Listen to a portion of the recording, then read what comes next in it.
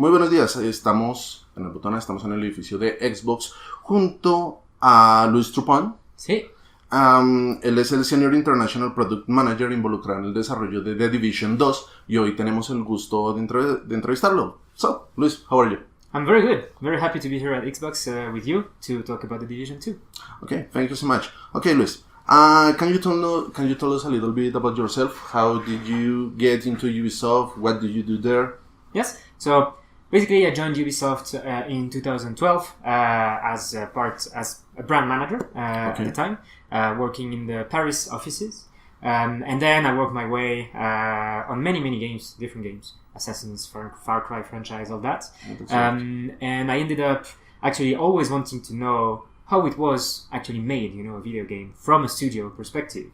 And that's why, as soon as I got the opportunity to work at Massive, I jumped on it right away, especially because they have this beautiful franchise, which is The Division, and now the release of The Division 2. And it's gorgeous.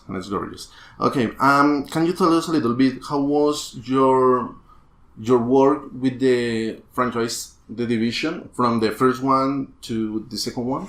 So myself, I mainly worked on the preparation for The Division 2.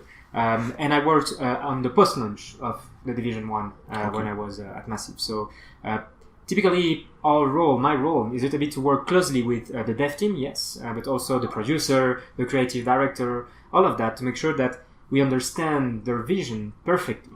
And then we bring it to the gamers, in trailers, in what do we put in the beta, what do we show during consumers show, gaming shows, or all that stuff. Okay.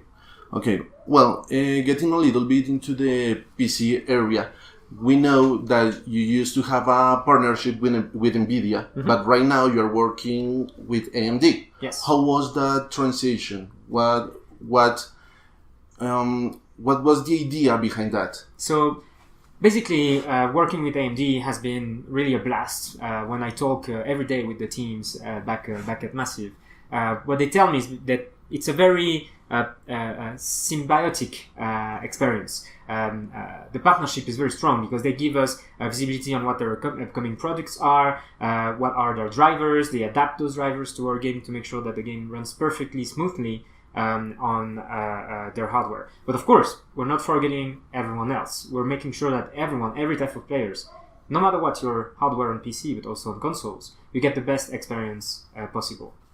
Thank you so much. Okay, about the history of the Division. It had a rough start back when it was launched, the first the Division.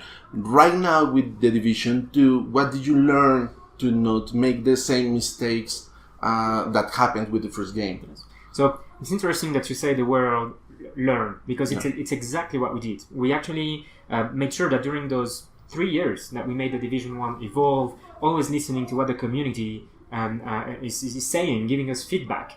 That feedback, we actually, as soon as we started working on Division 2, we had it, right? So that's how we managed to, from the get-go, implement it and make sure that the day one experience today in the Division 2 is a massive experience, be it from the content that you get to play. There is main missions, the dark zones, PvP, all the side missions, everything you get to play. The end game focus, of course, that's very important. A very important part. All this you can play straight from the get-go and in a very stable state, of course, which is one of the key elements we wanted to. Yeah, actually, that was one of the most common issues that players had back then. Yes. So especially online support, online. Very important. Yeah, it's a very important part. Okay.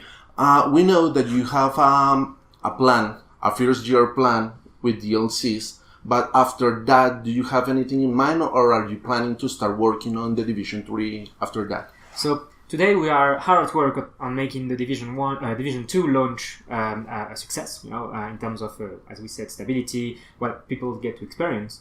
And then we've started working on the 3 year of post-launch content, because all that content that we're going to bring, there's already a massive content on day one, and we're adding a lot during all those free updates. So today, that's what we are focusing on. Okay, so I know comparisons are ugly.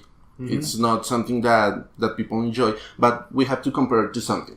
We know that we have I mean, Destiny 2 and we have Anthem, who are in the same genre than The Division. So, what does The Division have to offer to the player that those games don't have? Mm-hmm. So, we always look at what the competition is doing, of course, and it also allows us to learn, as well as from the feedback from community. And I think what The Division 2 has, where that really sets it apart, is that first, it's a bit like a world that you get to experience that is entirely recreated from a realistic place. The world of Washington, D.C., that's where The Division 2 is set, is recreated on one-by-one basis. Completely transformed, yes, after 7 months from the virus outbreak that started in Division 1. And that, that setting, that unique story is what sets us apart. And then in terms of actual gameplay experiences, there is many things that differentiate us. But one of the key things I think that I like to think about is the dark zones. Dark zones are that unique feature from the Division 1 that we've now even improved in Division 2 with 3 different dark zones that we are going to offer to players. Okay, and that's awesome. The dark zones are amazing. I really enjoyed it. Happy that you enjoyed it. Yeah. Okay. One last thing. What would you say to the new players that are hoping to enjoy the Division 2? What is your recommendation? Why do they have to play the Division 2?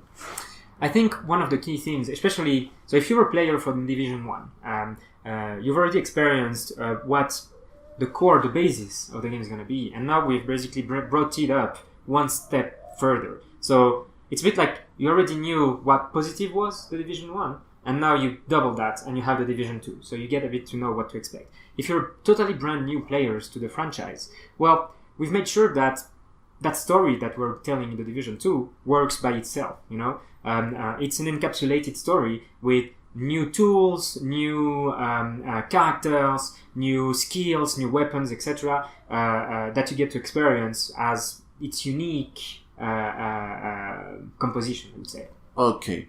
Well, right now for Andrew, so we want to know what has been the most enjoyable part of working with the Division 2. I think one of the key moments for me is actually I had arrived a few months before E3 last year, and when the game was revealed to the world, 3 years after the Division 1, how well the reception was on the Division 1, and we were really like on the edge of our seats, waiting to see if we could create again that hype, that passion once again. And I think we managed that because after when we had, so of course E3 was massive, positively moment for us. And then part of my work was also to bring the game, to make sure that the game was brought specifically at events across 2018. And every time we put it in the hand of the players, super positive feedbacks. And again, the beta, the closed and private and open beta showed that to us again. So yes, positive reception, that's always nice. Okay. What changes are going to find the players that came from New York now to Washington? So obviously, I won't spend too much time on the major change, which is an entirely new city to explore. 7 months later, after the virus outbreak, so you'll get to also explore the world in a different state than it was in Division 1. Division 1, you were right in the middle of the crisis. It was happening. The city was quarantined. Here, it's like everyone has moved on. They are trying to move on. Both civilians, the government, the division themselves. They're trying to move on. And to keep society to rebuild itself. But then, also what players will be able to experience, and then we talk a little bit about it, is the end game, straight from day one. What we wanted to make sure is that everything you did during the campaign was actually helping you to understand how the entire game works in order for you to be able to dig into that end game content with a unique switch. There is a new faction coming in, there is a new progression system with the specialization, with the crossbow, the sniper and the grenade launcher. All that is content that you will find on top of what the experience of Division 1 was. That's awesome. Okay, which thing do you consider that is the most important part about the feedback that players gave to you during the development of the Division 2 and from the Division 1?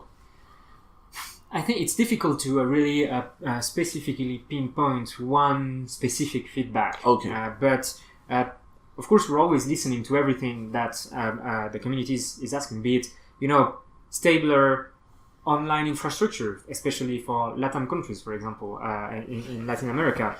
So we have a server that is here that is in Sao Paulo, making sure that the ping connection is as minimal as possible. Same thing, the full translation of a game in Latin American Spanish. That's another great improvement also that we have.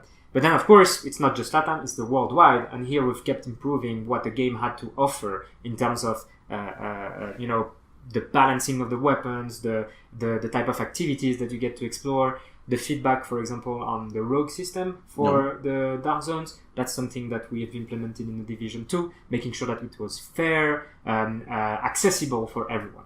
Okay, thanks so much. Well, we know that one major character from Ubisoft is going to be in the Division 2, and it's Sam Fisher. How was it? What was the idea behind that Easter egg? So, on my end, I'm not able to really speak to what we will be bringing into the game. We're always, working on updates and bringing new content. But yes, Sam Fisher, it's a good idea. It's a very good idea. I'm actually quite surprised. Well, the last question: can we expect something from the Division into the Nintendo Switch, or?